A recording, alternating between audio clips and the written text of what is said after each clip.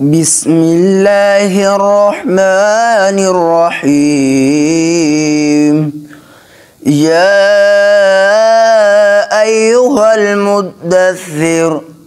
قم فأنذر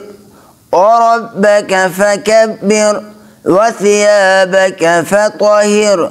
والرجز فاهجر ولا تمنن تستكثر ولربك فاصبر فإذا نقر في الناقور فذلك يومئذ يوم عسير على الكافرين غير يسير ذرني ومن خلقت وحيدا وجعلت له مالا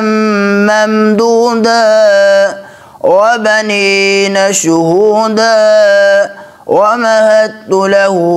تمهيدا ثم يطمع أن أزيد كلا إنه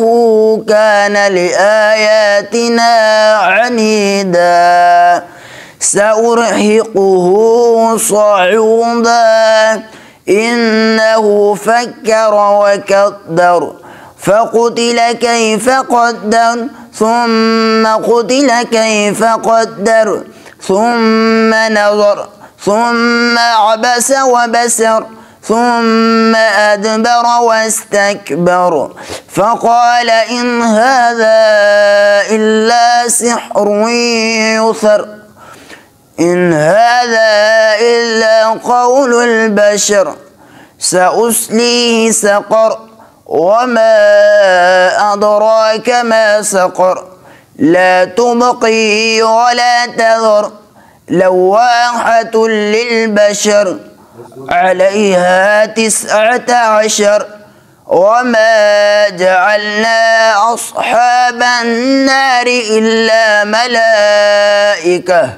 وما جعلنا عدتهم إلا فتنة للذين كفروا ليستيقن الذين أوتوا الكتاب ويزداد الذين آمنوا إيمانا ولا يرتاب الذين أوتوا الكتاب والمؤمنون وليقول الذين في قلوبهم مرض والكافرون ماذا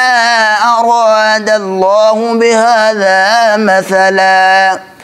كذلك يضل الله من يشاء ويهدي من يشاء وما يعلم جنود ربك إلا هو وما هي إلا ذكرى للبشر كلا والقمر والليل إذ أدبر والصبح إذا أسفر إنها لإحدى الكبر نذيرا للبشر لمن شاء منكم أن يتقدم أو يتأخر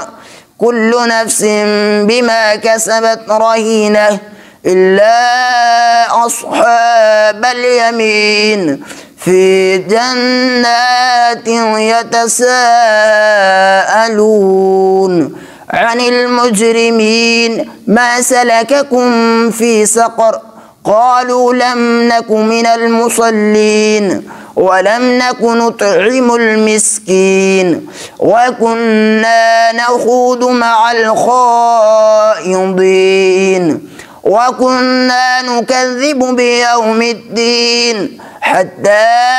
أتانا اليقين فما تنفعهم شفاعة الشافعين فما لهم عن التذكرة معرضين كأنهم حمر مستنفرة فرت من قسورة بل يريد كل امرئ منهم أن يؤتى صحفا منشرة كلا بل لا يخافون الآخرة كلا إنه تذكرة فمن شاء ذكره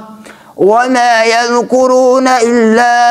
أن يشاء الله وأهل التقوى وأهل المغفرة.